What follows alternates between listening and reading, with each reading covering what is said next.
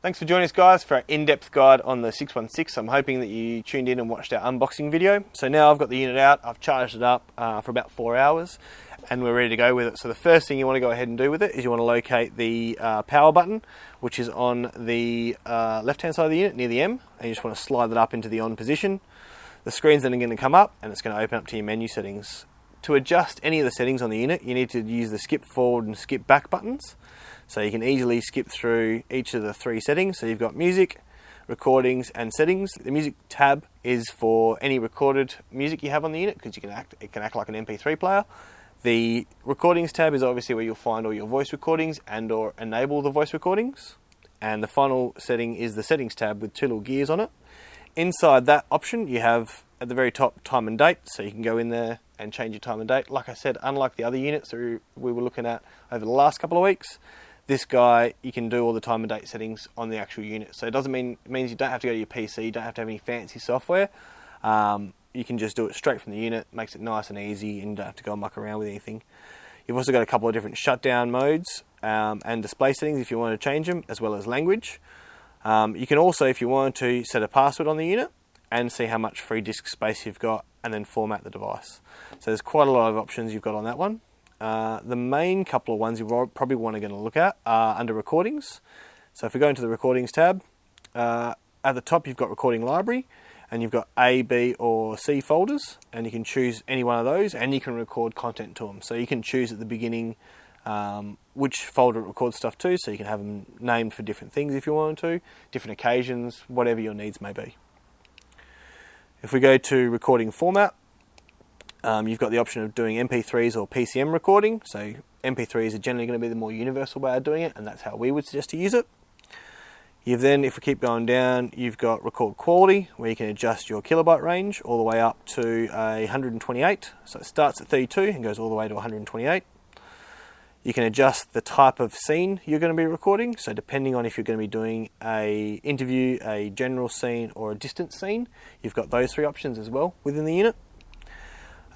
You've also got your AVR set. So the AVR set is probably your most important one. That's going to allow you to do your voice activated recording. So if the unit doesn't detect any audio for a period of a few seconds, it'll start flashing. So if we go ahead and activate it, set it to 5, and I go back, and then I slide the little record tab up, we'll see that as soon as I start talking, it starts recording, and the little VOS at the top there is static. But if I stop, it starts flashing. So that's how you can tell if your voice activated recording is working or not. Makes it nice and easy and simple to adjust. And then again, you just simply slide that switch down into the off position, and it stops recording and it saves the recorded content for you. Now if you want to play that back, you can simply hit the play button on there and play it back on within the unit if you want to. Or you could plug in the supplied headphones that come with the unit to do it. So these units are quite good. The audio quality is excellent because you've got a stereo microphone on the top of it. You've got close to 38 hours, I believe it is, of actual recording quality on there at its highest setting. And the battery life, I left it overnight last night just to do some tests for the voice activated recording side of things, and it still had 3/4 of battery when I came in this morning. So battery life is in excess of 24 hours quite easily. I'd probably put it around the 72 hour mark. Anything further than that and you're going to be pushing the limits of the unit, probably too far.